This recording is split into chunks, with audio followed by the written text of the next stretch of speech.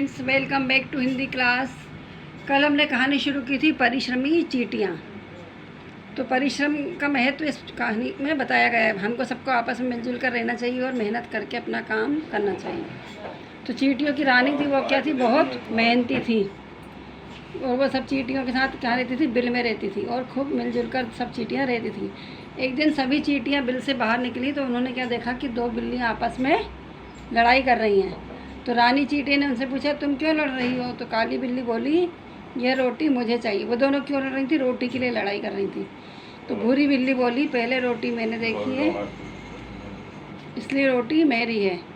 तो काली बिल्ली बोली, देखने से क्या होता है, रोटी को उठाया तो मैंने था इसलिए रोटी मेरी है। तो चींटी ने उन दोनों से कहा, तुम्हें आपस में ऐसे लड़ना झगड़ना नहीं चाहिए और मिलजुल कर बाँट कर खा लेना चाहिए। चलिए अब आगे कहानी पढ़ते हैं। ते ही गुस्से से बोली, तुम्हारे कहने से क्या होता है, अब ये रोटी मेरी है तो मेरी है, तुम चली जाओ यहाँ से। जब चींटी उन दोनों को समझा रही थी तो भूरी बिल्ली को गुस्सा आया तो उसने उसको जवाब दे दिया, तुम्हारे कहने से क्या होता है, ये रोटी मेरी है तो मैं ही खाऊंगी, तुम यहाँ से चली जाओ। तो उसकी बात सुनकर रानी चींटी आगे चली गई। रानी चींटी जो थी वहाँ से चली गई। इतने में एक बंदर आया और उसने रोटी छीन कर ले गया। उन लोगों की बातों के बाद एक बंदर वहाँ पर आया और उन दोनों से रोटी छीन कर ले गया। दोनों बिल्लियाँ देखती रह गईं। जब बंदर रोटी ले जा रहा था तो दोनों देखती रह गईं। उधर चलते चलते रानी चींटी को एक बर्फ़ी का टुकड़ा मिल गया। वहाँ से जब रानी चींटी चली जा रही थी तो उसको रास्ते में क्या मिला, एक बर्फ़ी का टुकड़ा। बर्फ़ी का टुकड़ा देखा, मिठाई खाई ना आप लोगों ने, उसको क्या बोलते हैं, बर्फ़ी। रानी चींटी ने उसे सूंघा। चींटी तो बारीक होती, बर्फ़ी बड़ी होती, तो रानी चींटी के सामने तो वो बर्फ़ी का टुकड़ा बहुत बड़ा था। तो रानी चींटी ने उसे सूंघा, फिर छू कर देखा और वह खुश हो गई। रानी चींटी ने बर्फ़ी के टुकड़े को सूंघा, फिर उसको हाथ लगा के देखा तो वह खुश हो गई। उससे लगा यह तो मीठा पहाड़ है। उसको जब सूंघने से मीठी खुशबू आई तो उसको लगा यह तो बहुत बड़ा मीठा पहाड़ है। उसने बर्फ़ी का टुकड़ा घर ले जाने के लिए खूब जोर लगाया।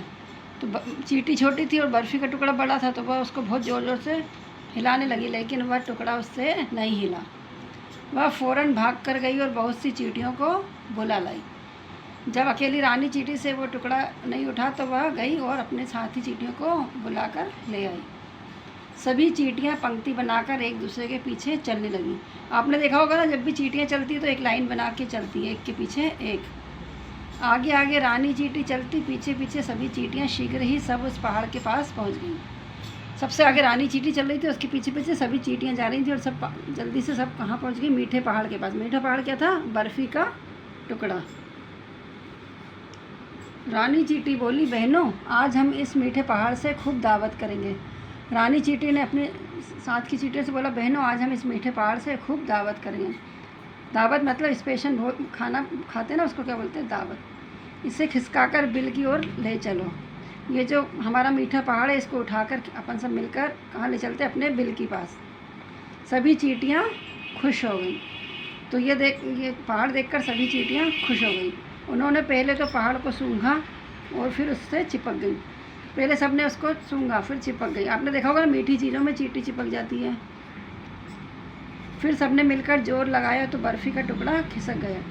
सब एक साथ सब चिपक के जब उन्हें धक्का दिया तो बर्फ़ी का टुकड़ा था वो वहाँ से खिसक गया और धीरे धीरे वे बर्फ़ी का टुकड़ा खिसकाकर बिल की ओर ले जाने लगी।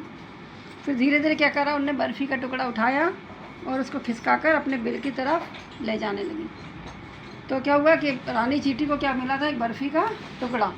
तो वो उस टुकड़े को देखकर खुश हो गई क्योंकि उसे क्या लगा, एक मीठा पहाड़ मिल गया है। तो उससे अकेले से खिसक नहीं रहा था, तो उसने अपने साथ की सभी चींटियों को बुलाया और सभी ने मिलकर उसको हिलाया, लेकिन वह हिला नहीं।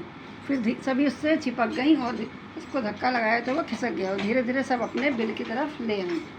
आए बच्चों समझ में, आगे की कहानी हम कल पढ़ेंगे। Thank you, have a good day.